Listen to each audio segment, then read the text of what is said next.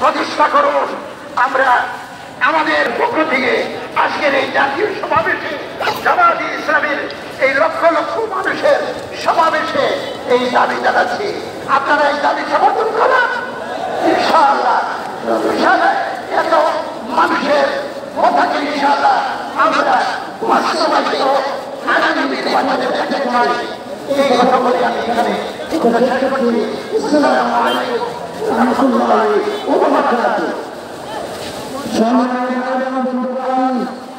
বাংলাদেশ জামায়াত ইসলামী আয়োজিত আজকের এই জাতীয় সমাবেশে এ পর্যায়ে আমাদের সামনে বক্তব্য রাখবেন বাংলাদেশ খেলাফত আন্দোলনের সম্মানিত আমির বিশিষ্ট আলেমে দ্বীন জনাব মাওলানা আবু জাফর কাসেমী।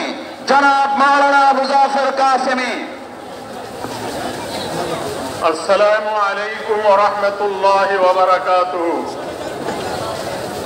আজকের এই জাতীয় মহাসমাবেশের সম্মানিত সভাপতি ডাক্তার শফিকুর রহমান, মঞ্চে উপবিষ্ট জাতীয় নেতৃবৃন্দ, বাংলাদেশের দূর দূরান্ত থেকে আগত সংগ্রামী ভাইয়েরা, আমরা এদেশে অনেকের শাসন দেখেছি, শোষণ দেখেছি। আমরা এদেশে সোনার বাংলার শাসন দেখেছি, সবুজ বাংলার শাসন দেখেছি, জয় বাংলার শাসন দেখেছি।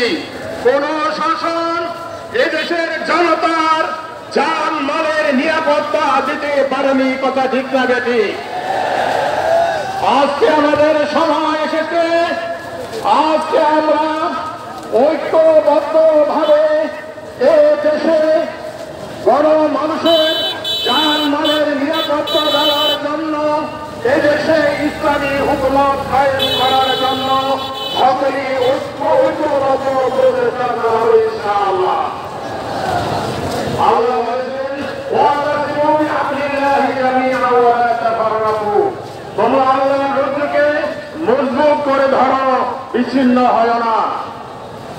আমাদের দেশের যুগ শ্রেষ্ঠ বুজুর্গ বানিয়ে খেলাফত হযরত হাফিজ হুজুর রহমাতুল্লাহ আলাইহি ঐক্যের একটি ফর্মুলা দিয়েছিলেন, এক হও নেক হও, কথা ঠিক না বেটি?